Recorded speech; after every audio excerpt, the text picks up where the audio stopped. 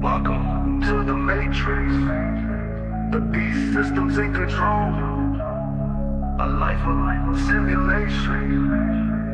Making money is the goal.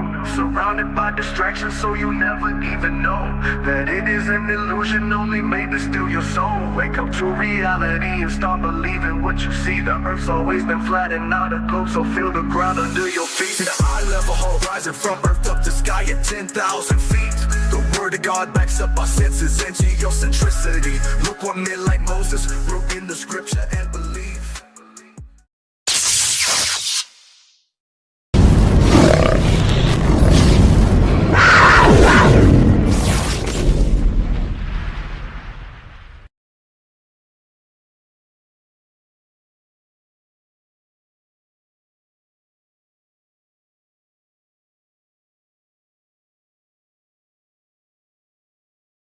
Feature from Jekyll Island, which recounts a secret meeting that took place in 1910 on Jekyll Island, a stretch of white sand beaches and beautiful landscape off the coast of Georgia. It was an exclusive gathering of American financiers, politicians, and banking elite who covertly plotted the draft legislation for the creation of the all-powerful central banking system that not only financed both world wars, but has become an accomplice in the support of totalitarian regimes throughout the world. An excerpt from the book claims that, quote, there are few historians who would challenge the fact that the funding of World War I, World War II, the Korean War, and the Vietnam War was accomplished by the Mandrake mechanism through the Federal Reserve System. An overview of all wars since the establishment of the Bank of England in 1694 suggests that most of them would have been greatly reduced in severity, or perhaps not even fought at all, without fiat money. It is the ability of governments to acquire money without direct taxation that makes modern warfare possible, and a central bank has become the preferred method of accomplishing that. We theorize a strategy dubbed the Rothschild formula, in which the world's money cabal deliberately encourages war as a means of stimulating the profitable production of armaments and keeping nations perpetually in debt. This is not profit-seeking, it is genocide. It is not a trivial matter, therefore, to inquire into the possibility that our elected and non-elected leaders are, in fact, implementing the Rothschild formula today.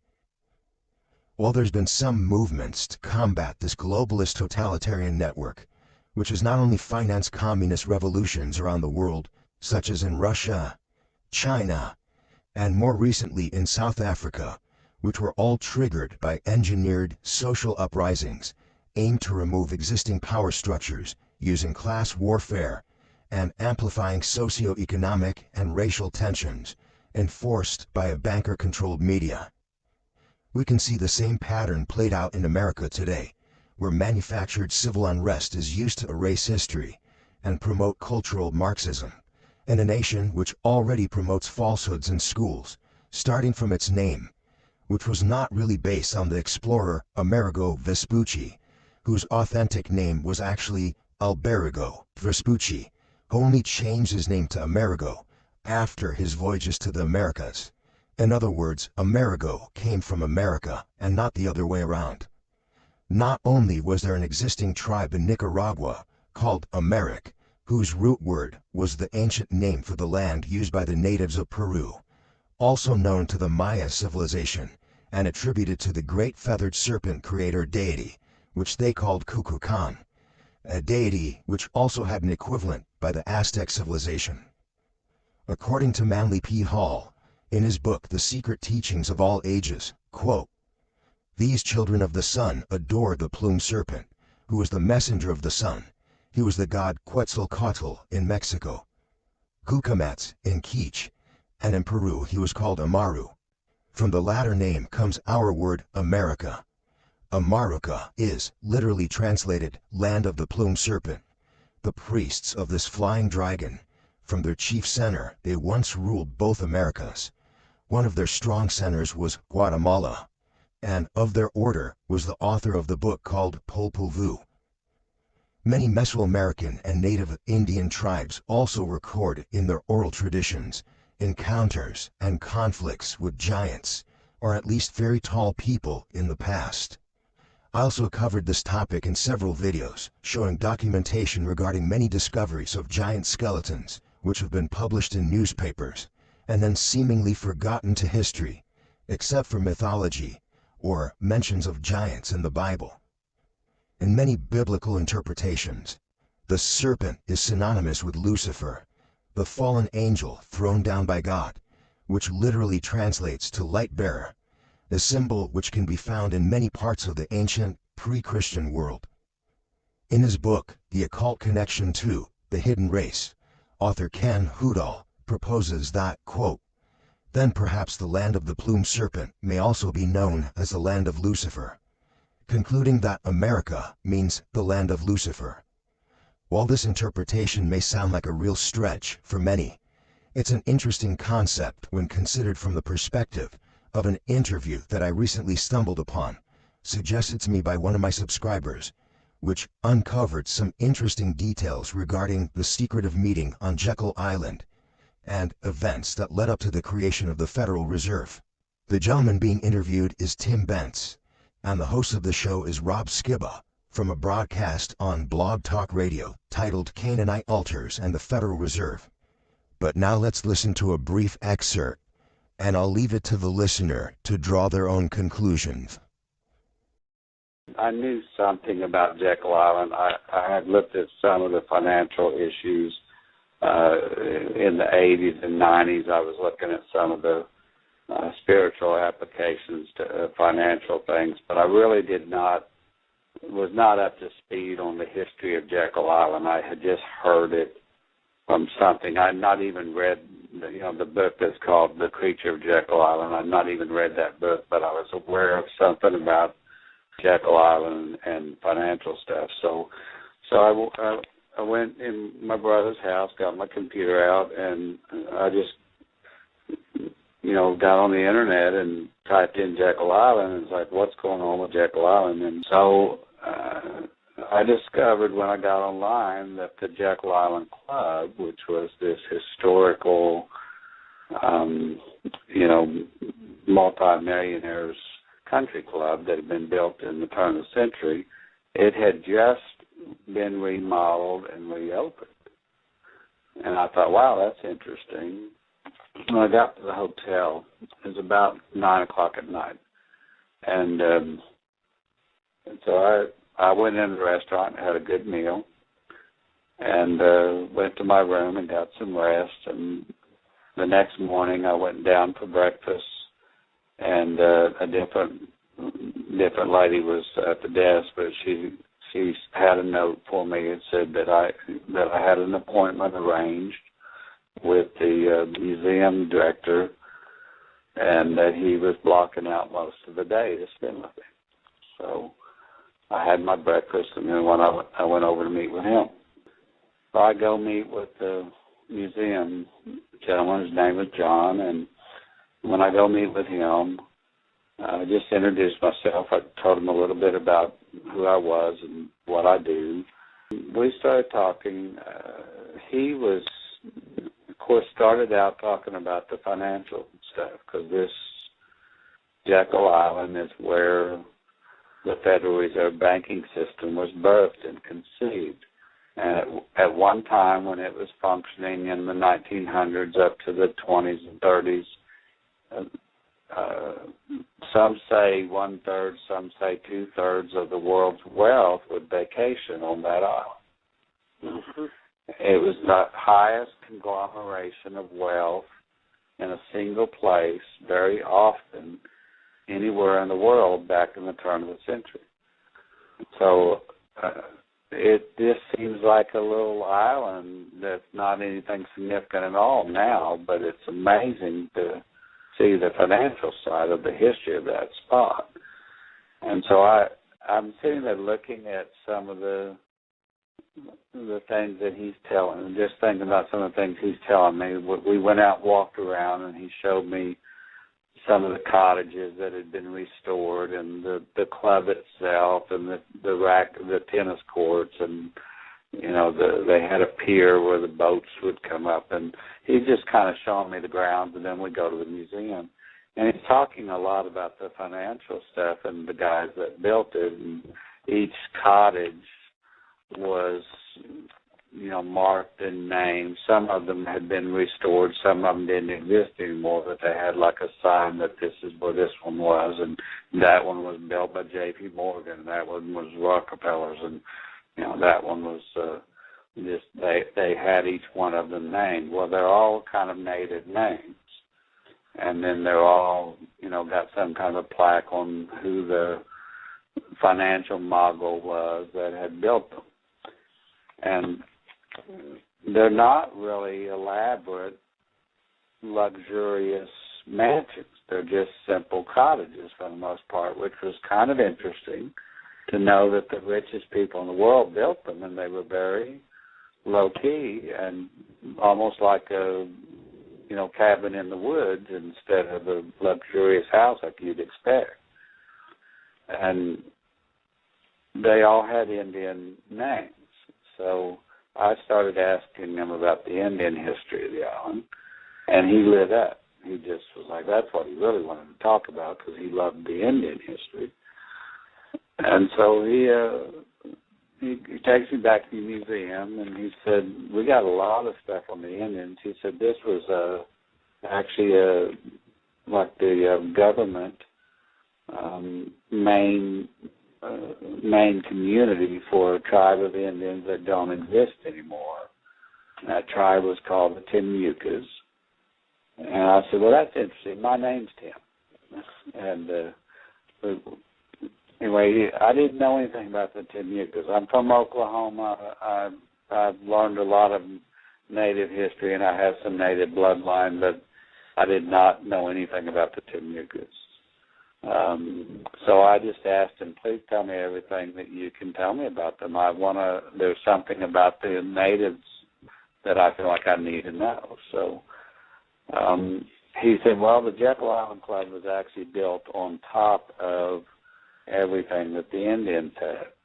So they just kind of wiped the village out and built the club on top of it. So wherever the chief's house was, there was a cottage now. Wherever the council house was, there was now the Jekyll Island Hotel.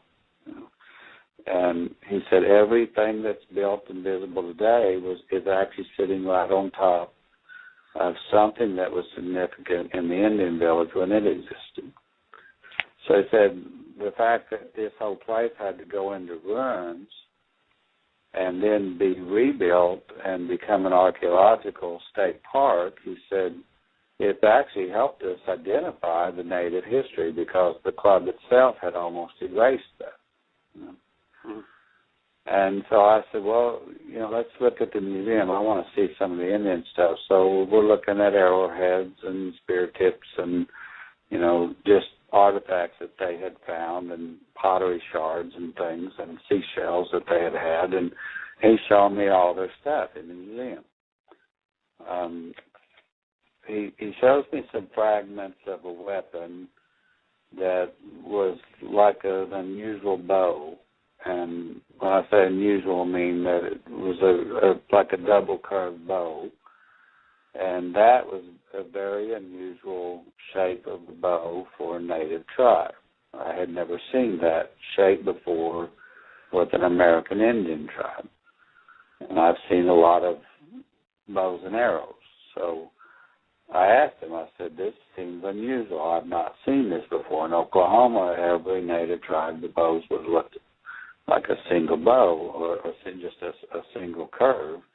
I said, this is quite extraordinary, especially as far back as this tribe was. So he said, yeah, we found a lot of weapon-type artifacts that we've not seen with other tribes. And I said, well, how do you know these were Native Americans? Maybe they were from somewhere else. He said, oh, no, they were the Timucas, because they're well established along the Florida and Georgia coast, and he said we got a lot of stuff in 3 or 4 states about them, and they were quite prolific at one time. So he said we know they're Native Americans.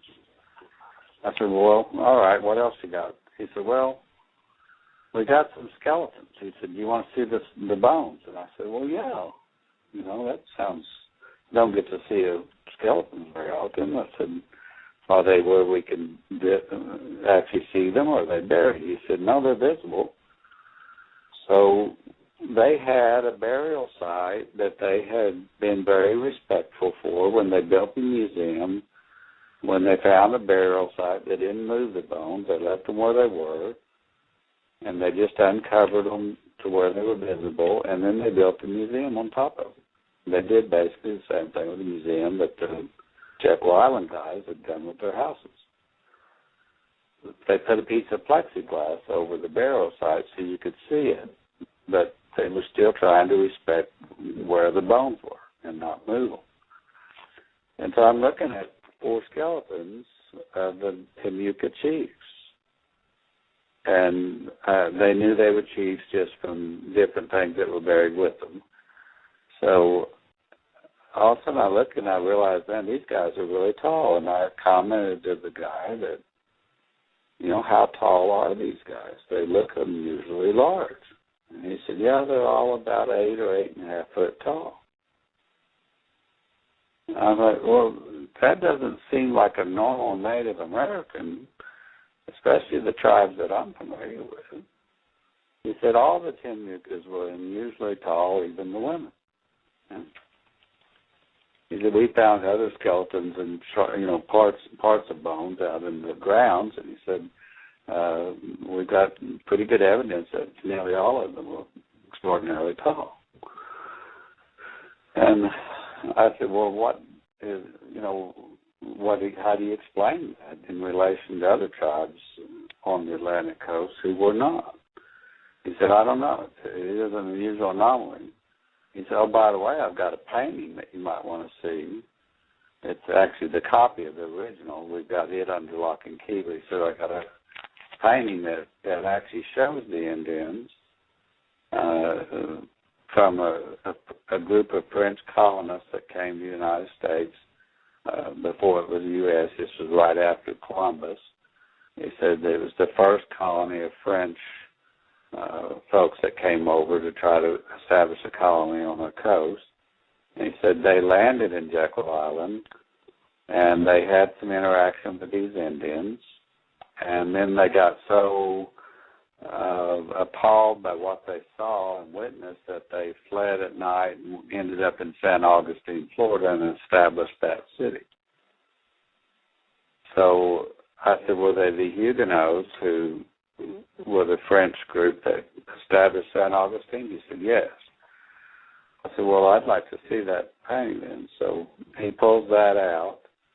I'm looking at it, and it shows the Indians and all their regalia, and they're dancing around and having some kind of a ceremony, and it's got the fire, and it's a typical, either they're having a party or they're having a war scene, and it has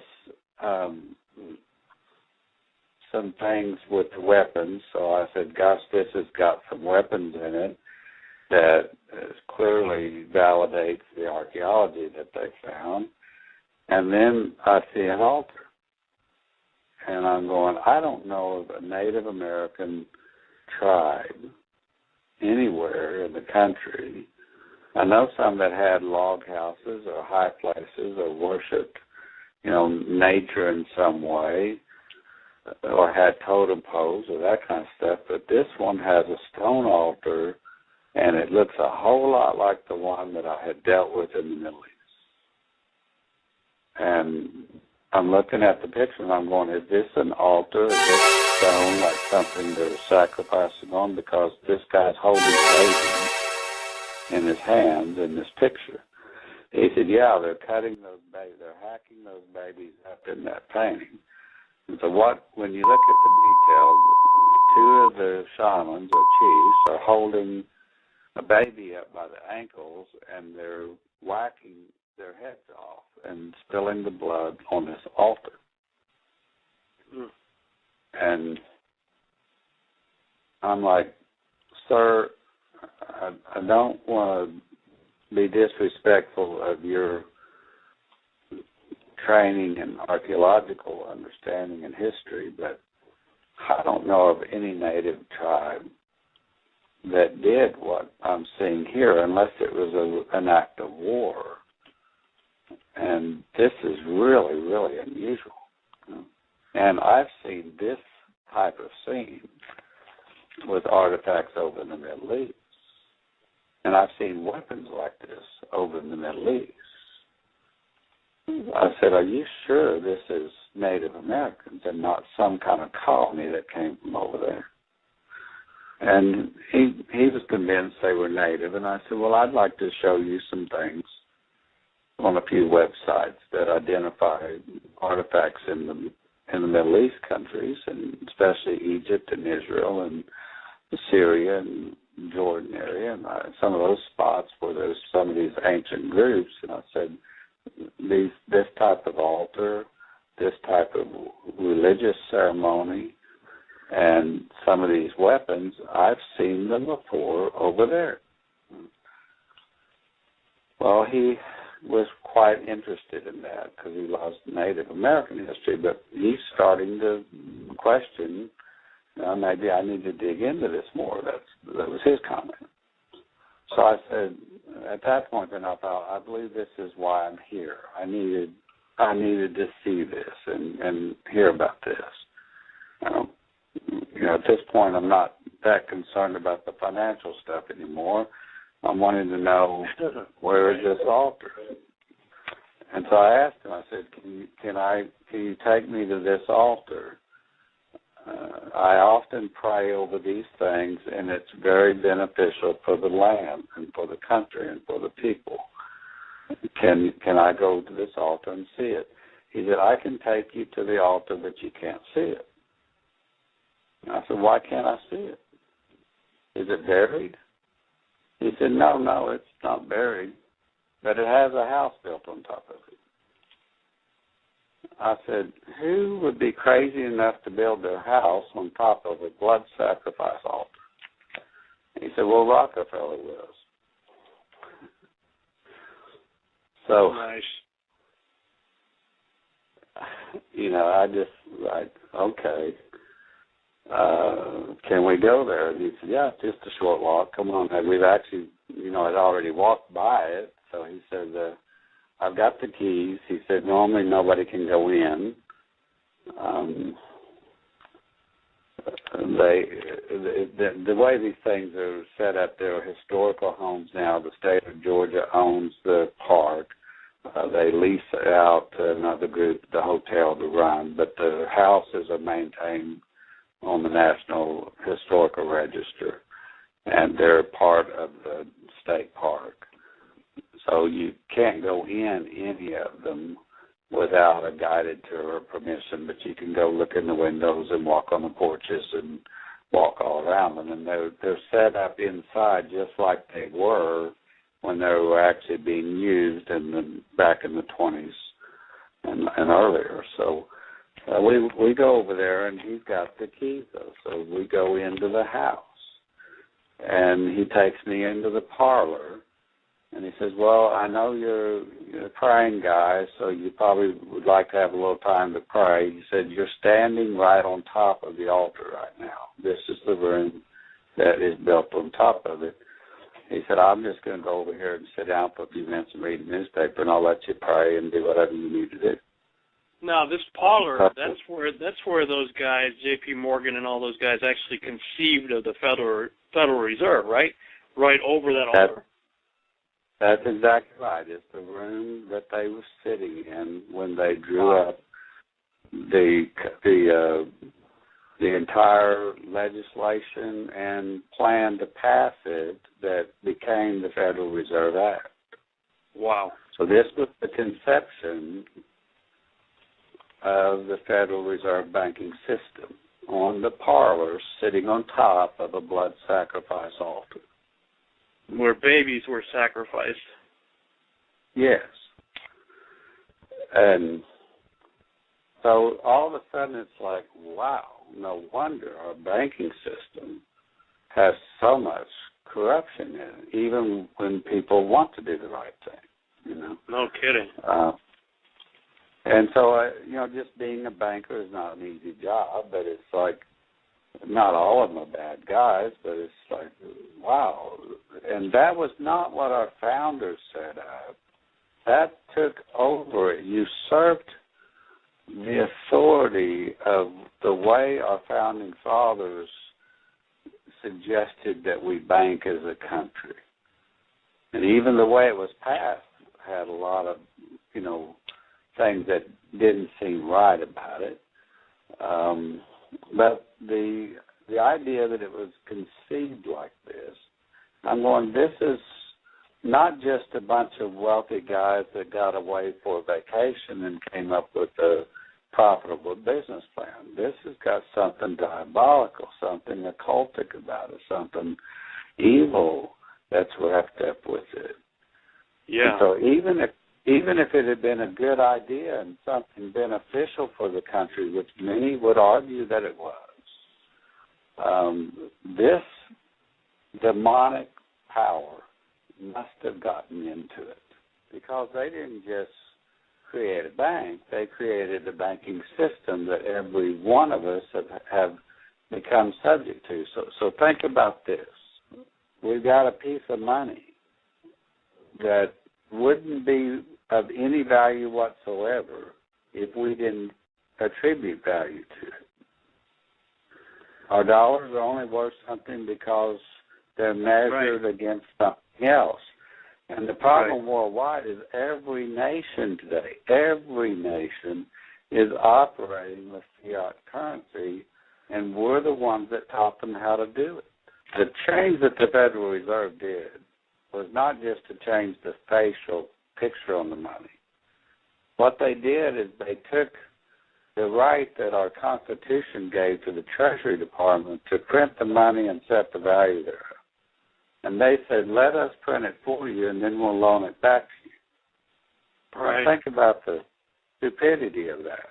If you just think crazy. wisely, I'm already making something with my own hands, and then somebody else comes to me and says, let me make that for you, and then I'll loan it back to you. At interest. Why would I do that? It's mine to start with. I don't need you to print it for me and then charge me interest to have it. But that's what we did. We set that up on a national scale, and where was the voice of the righteous when that happened? Why was there not a public outcry? It forces us to have debt, or we have no economy. Yeah. You cannot buy anything in this country without a debt being created, because if you buy something, that's the reason they print a dollar. So you buy a house and you ask for a loan, they print the money so they can give you the loan. That creates debt whether you are borrowing or not. Every sale, every transaction, every exchange has to create a debt now to be done. So that is not necessary, but it is something we chose to allow. And unfortunately, due to technical difficulties, the show cut off right about this point in the broadcast.